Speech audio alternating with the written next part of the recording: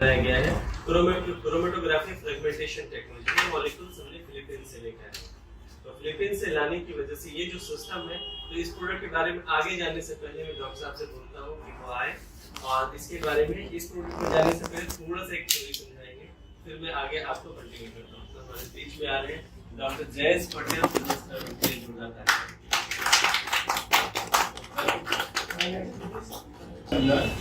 एक जैसे भी बताया आपको यूनिक कंपनी है, लेकिन प्रोडक्ट भी बहुत ही यूनिक है। तो सबसे पहले हर इंसान की इच्छा जीवन में होती है, वो पकड़ लो, आवाज नहीं जाएगा माइक ऊपर। हर इंसान की इच्छा जीवन में ये होती है कि मैं लाइफ टाइम हेल्थी रहना चाहता हूँ। तो health is wealth, health is wealth हम आज तक बोलते रहे, लेकिन actually health is more than wealth. गया हुआ साम्राज्य आ सकता है, गई हुई वापिस नहीं आती। दुनिया में बहुत रिसर्च हुए कि ब्लॉकेज क्यों होता है, जॉइंट क्यों खराब होता है, बहुत रिसर्च हुई। रिसर्च कभी भी रुकते नहीं। इसी रिसर्च के सिलसिले में ऐसी एक रिसर्च हुई है जो मास्टर टेक्निक है, और वही सभी रोगों का मूल कारण है। वो रिसर्च क्या है? तो रिसर्च ये है कि सारा खेल हमारे शरीर में एसिड अल्कलाइन का है। तो हमारी एक साइड की बॉडी अल्कलाइन होती है, एक साइड की बॉडी एसिडिक होती है। इसीलिए अर्धनारी नटेश्वर ये जो कहते हैं कि इंसान आधा स्त्री आधा पुरुष है, तो वो हमारे अंदर सिस्टम है कि जब लेफ्ट नासिका से सांस चलती है तो बॉडी में कूलिंग इफेक्ट शुरू हो जाती है, राइट से चलती है तो हीटिंग इफेक्ट शुरू हो जाती है। और 12 घंटा लेफ्ट चले 12 घंटा राइट चले तो हम हेल्थी रहते हैं। कभी भी शायद आपको पता नहीं होगा, कभी भी आपके दोनों नासिका से एक साथ सांस नहीं चलती है। आप देखिए, इधर अटक रहा है, मेरा राइट चालू, कभी भी एक ही चलता है, ये बदलता रहता है। एक साइंस है, आप कभी भी प्रयोग करके देखना। अगर किसी को ब्लड प्रेशर बढ़ चुका है, सिर्फ 12 मिनट लेफ्ट से सांस लो, राइट से छोड़ो, फिर लेफ्ट से लो, राइट से छोड़ो, लेफ्ट से लो, राइट से छोड़ो। 12 मिनट करिए, हमसे ब्लड प्रेशर नीचे आता है। क्यों नीचे आया?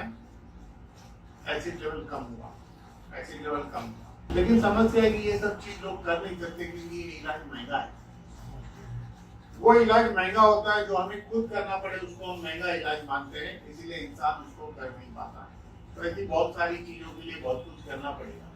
लेकिन हमें एक ऐसी टेक्निक चाहिए कि एक ही दिन में सब कुछ सेट हो जाए। तो सारा खेल एसिड का। तो हमारे शरीर के ब्लड का पीएच है 7.400। पॉइंट के बाद 4 डिजिट में इसकी रिपोर्ट आती है। इस रिपोर्ट को कहते हैं एबीजी एनालिसिस। आप खाना खाते खाते चेक करा सकते हैं कि आरटीएल ब्लड का चेकिंग होता है, एबीजी एनालिसिस।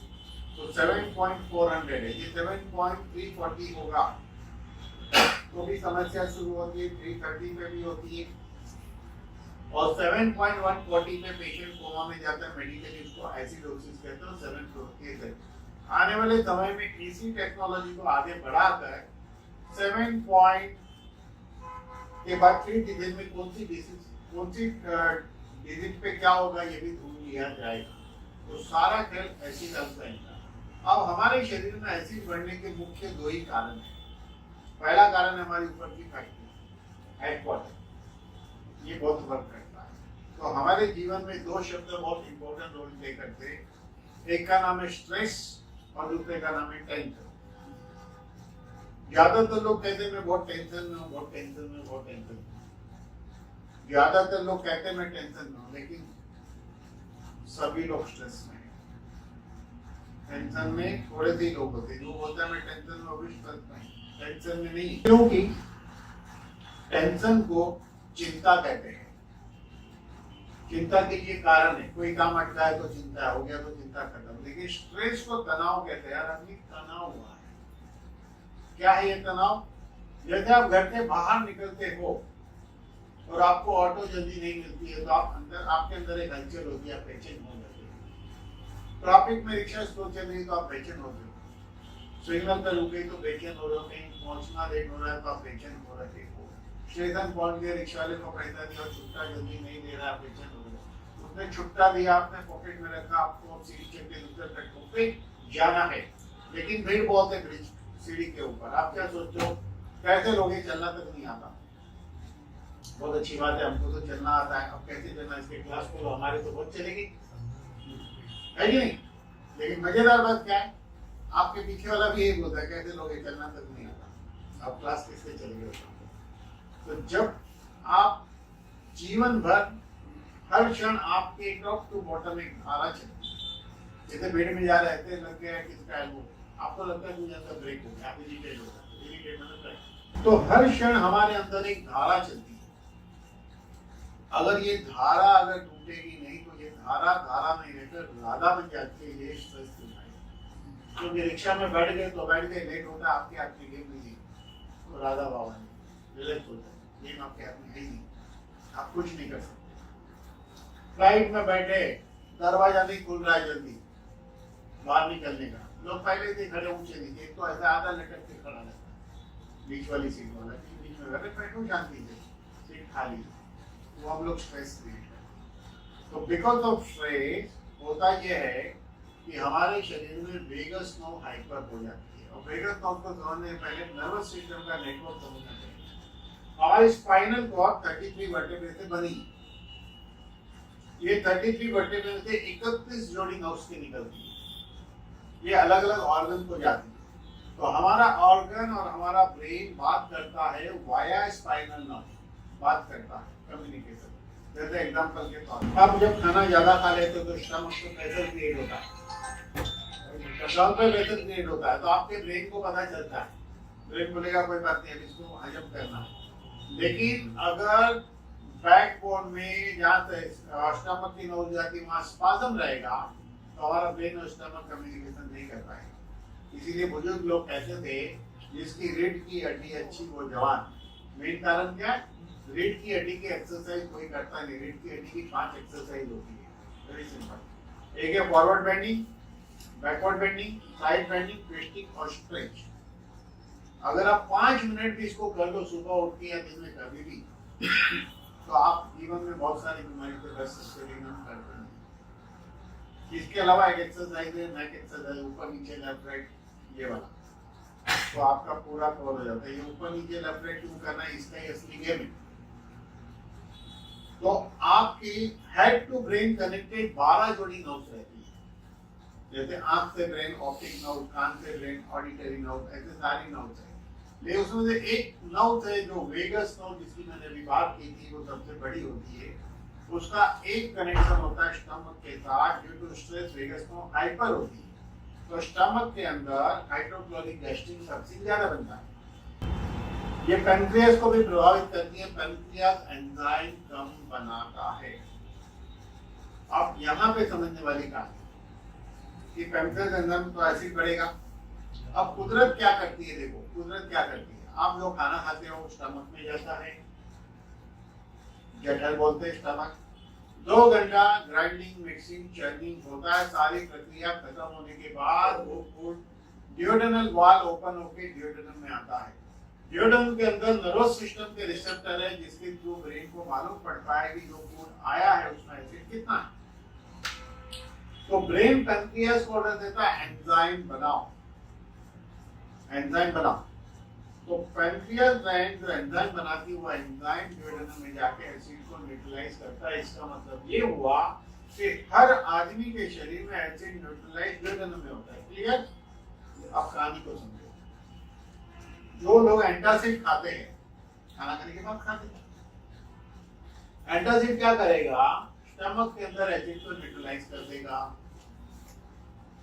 फिर 2.25 घंटे बाद वो खाना जब ड्यूडेनम में जाएगा, आपके ब्रेन को जो सुपर कंप्यूटर है, ऑटोमेटिक कंप्यूटराइज मैकेनिज्म सिस्टम है, उसको मालूम पड़ेगा कि इसमें एसिड नहीं है या इसमें एसिड मिनिमम है, तो वो पैंक्रियास को ऑर्डर देगा एंजाइम मत बनाओ या थोड़ा बनाओ। तो पैंक्रियास की क्षमता है 800 से 1200 ml एंजाइम बनाने की 24 घंटे में, कम बनेगा।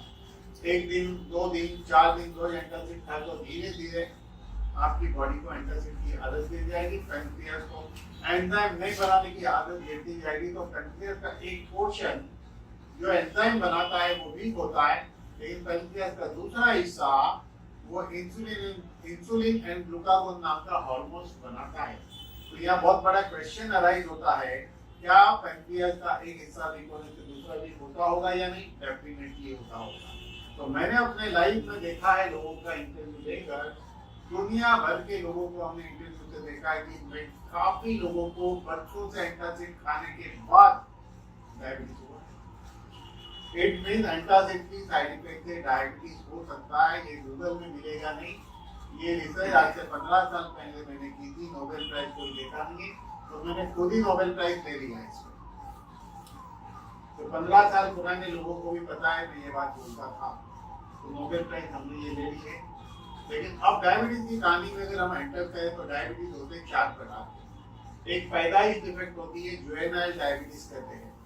इस डायबिटीज के अंदर बच्चे के अंदर डिफेक्ट रहती है, उसको शुरू से ही इंसुलिन लगता है, तो जिसको इंसुलिन लेना पड़े उसे टाइप 1 डायबिटीज कहते हैं। दूसरा हेरिडिटरी डायबिटीज 19 साल की उम्र से 30 साल के बीच आ जाएगा। अगर शुगर बहुत हाई है, इंसुलिन लेना पड़े तो टाइप 1, गोली से कंट्रोल है तो टाइप 2। तीसरा है स्ट्रेस रिलेटेड, कहते नॉट टेंशन रिलेटेड। मैं स्ट्रेस रिलेटेड कहना चाहूंगा जो 30 से 45 में होता है, स्ट्रेस वाली जिंदगी होती है। तो इसमें अगर शुगर बहुत हाई है, इंसुलिन लेना पड़े तो टाइप 1 और गोली से काम चले तो टाइप 2। और चौथा प्रकार होता है एज रिलेटेड, जनरली 55 के बाद होता है। हर चीज पुरानी होती है, पैंक्रियाज भी पुरानी हो रही है। मेजॉरिटी के एज रिलेटेड वाला लाइफस्टाइल से ही कंट्रोल हो जाता है। बाकी वाले टाइप 2 रहते हैं। वेरी रेयर कंडीशन में टाइप 1 बनता है। लेकिन मैंने एंटासिड की साइड में एक 5वां प्रकार आपको बताया, वो वेगस तो उसकी वजह से या एसिड बनता है हाइपर होने से। और दूसरा कि हम सुबह से रात तक जो खाते हैं सब एसिडिक, 98% खाना हम एसिडिक खाते हैं। देखो अभी तक सुबह में मैंने एक बनाना खाया था, वो अल्कलाइन था, लेकिन मैंने चाय पिया, इडली खाया, सांभर खाया, तो सारा फूड एसिडिक। और जो फूड पे बहुत ज्यादा कुकिंग हो वो ज्यादा एसिडिक होता है। आपको पता है एक चीज गुजराती लोग बहुत खाते हैं, उसका नाम है खाकरा। सबसे हाईएस्ट एसिडिक फूड खाकरा है, क्योंकि खाकरा का उल्टा पढ़ो राख खा। खाकरा राख की एक पहले की अवस्था है, नॉट जोकिंग। खाकरा बनाने के लिए पोटली को घुमाते रहना पड़ता है, थोड़ा रुक गए तो जल जाएगा। जलने के पहले वाली अवस्था है खाकरा। राख का एक स्टेज, प्रीवियस स्टेज इज खाकरा। उसको मरा हुआ खाना कहेंगे। जो फूड बहुत हीटिंग से बनेगा वो सारा एसिडिक है। लोग कहते हैं हार्ट वाले के लिए खाकरा अच्छा, मेरे को हार्ट वाले के लिए सबसे डेंजर नंबर 1 इस खाकरा।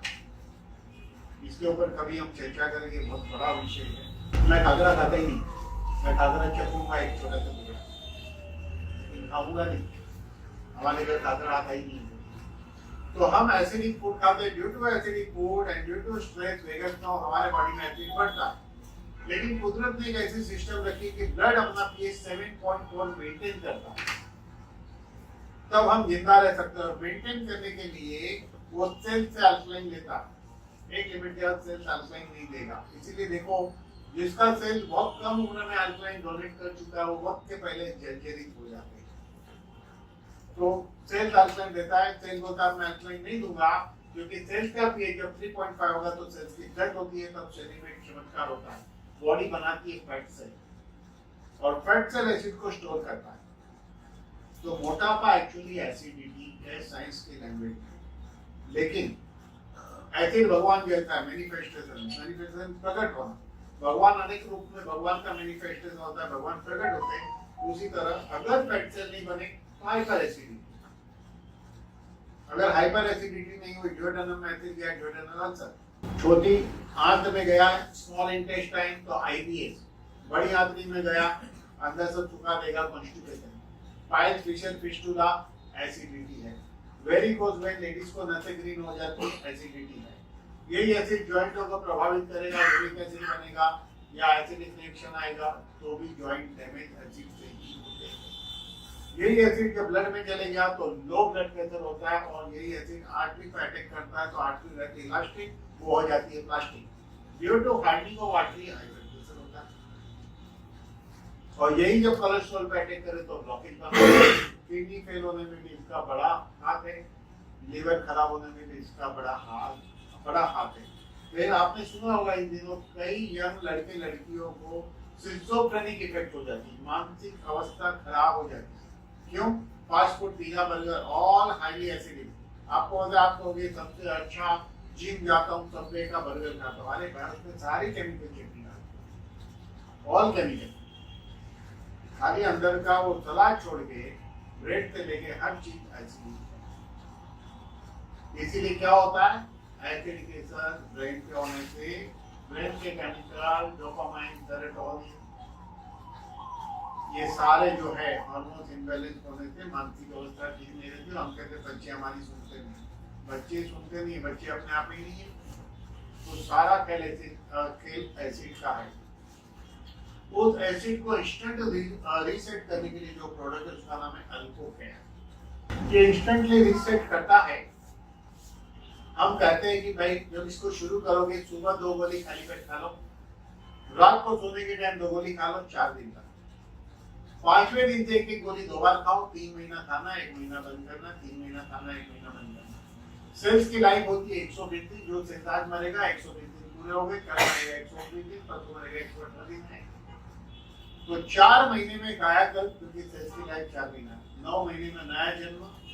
मर के फिर कब जन्म लेंगे पता नहीं, लेकिन 1 जन्म में 2 जन्म जीने का मौका है। हम लोग कितना जी सकते हैं? 120 साल एक इंसान जी सकता है। तो कौन 120 साल जीना नहीं चाहता? कौन नहीं चाहता? बताइए, हाथ ऊपर कीजिए। नहीं करते कोई। देखो उन्होंने हाथ ऊपर किया। ये भी 50 साल के भी नहीं हुए, ये 120 साल जीना नहीं चाहते। तो हमको क्या लगता है अपनी जिंदगी के तंग आ चुके? नहीं, इनको 120 साल जीना ही नहीं है, क्योंकि इनको उससे भी ज्यादा जीना, ज्यादा जी। तो ज्यादा वही जी सकता है जिसके सेहत हेल्दी रहे, जिसका शरीर बीमारी से मुक्त रहे। एंड ओनली अल्को के लिए कर सकता है, क्योंकि आज तक आपने देखा फ्री रेडिकल को न्यूट्रलाइज करने वाला प्रोडक्ट, कोई पोषक तत्व का प्रोडक्ट देखा, कोई डीएनए का प्रोडक्ट देखा, बराबर। लेकिन ये प्रोडक्ट सेल्स के न्यूक्लियस पे काम करता है, और न्यूक्लियस इज एवरीथिंग। जो डीएनए बनाता है, डीएनए सिंथेसाइज करता है, डीएनए रिपेयर करता है, उस रूट पे जाके ये प्रोडक्ट काम करता है। तो आप 3 महीना खाओ, 1 महीना बंद करो, 3 महीना खाओ, 1 महीना बंद करो। शुरू में 2 गोली 2 बार 4-5 दिन खा लो। इसके रिजल्ट को वक्त नहीं लगता। अभी 2 गोली खाओगे, अभी 3 घंटे बाद यूरिन जाओगे, आपको यूरिन में स्मेल आएगी, क्योंकि एसिड निकलना शुरू हो गया तुरंत। ये 4 दिन में रिजल्ट देता है। ऐसा एक यूनिक प्रोडक्ट है। तो थैंक यू। ये मैंने शॉर्ट में बताया, इसकी मेरी एक प्रेजेंटेशन चल रही है। जब बड़े सेमिनार होगा तो इस प्रोडक्ट के ऊपर मैं बहुत डिटेल में जानकारी देने वाला हूँ। थैंक यू डॉक्टर साहब। सारे क्वेश्चन समझाई दी।